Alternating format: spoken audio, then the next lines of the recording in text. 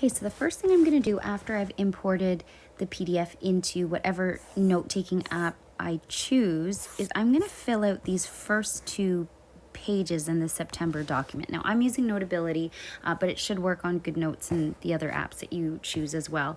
So let's pretend I have a second period prep for this semester and I'm in a school that flip-flops. So for week 2, you'll notice that these get switched. So I've gone ahead and I've filled it out already. So I've got my, let's say grade 9, 10, 11.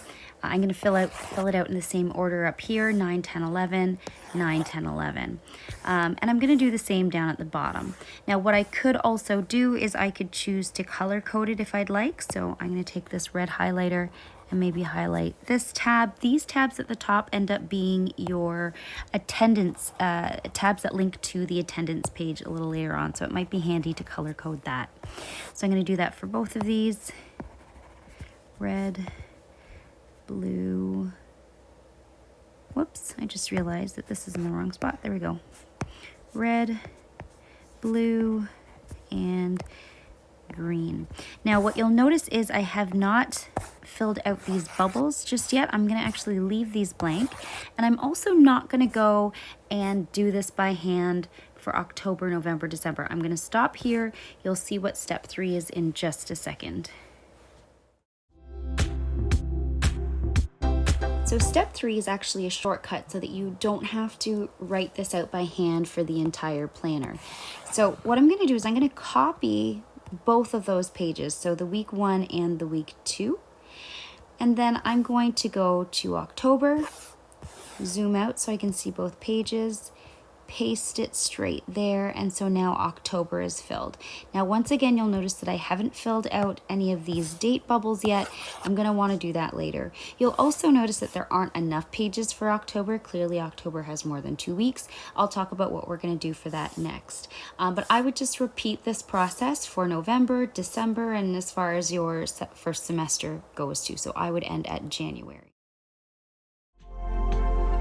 Now, after you've done step 3, you might want to go all the way back to the beginning. So just a reminder that anytime you see this pencil icon, you can click on it and you go back home. So what I'm going to do now is, because there's clearly more than 2 weeks in September, I can now duplicate the pages that I need. So this first one up here was a week 1. Whoops, I just touched something. Let me click on September and move back. So this first one up here is a week 1. I'm going to want to duplicate that.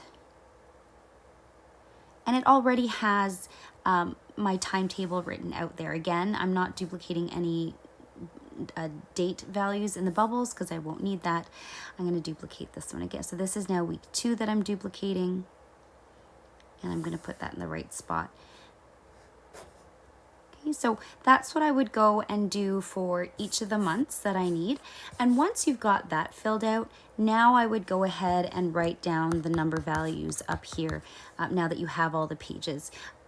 And hopefully that's just a really quick way for you to fill that piece out.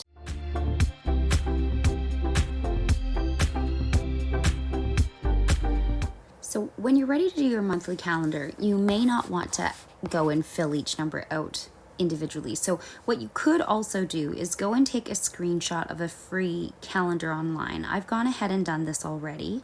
I've cropped it to size, and I found one off of a website called printables.com. You'll see that here. And you can either use, I'm going to leave that there so you can see their website as well. I would either just use it and make sure it covers it. I could crop it if I want to, whichever you want to do. And then once you've got that image there, you can, at least with my program, you can write straight over it and say staff meeting. And you can add whatever you need into that calendar itself, and that might just save you a little bit of time. The next thing I want to introduce you to is those attendance tabs. So if you're missing any, so the calendar page probably wouldn't have had them, so I would copy those, paste those, and I would do that for each of the monthly attendance pages. So again, I just accidentally clicked one of my links, so I'm going to paste it here and bring it down. Now, if I click on this first tab here, it will take me to the first of my 3 attendance pages. So let me click on that, and you'll notice I have 1, 2, 3. So I'm going to go ahead and just write down this first page is these are my grade 9s. These are my grade 10s, and these are my grade 11s, just so you can see how the links work out. So I'm going to press my September button. Again, I'll show you if I click on grade 9, I end up there. Let's go back to September.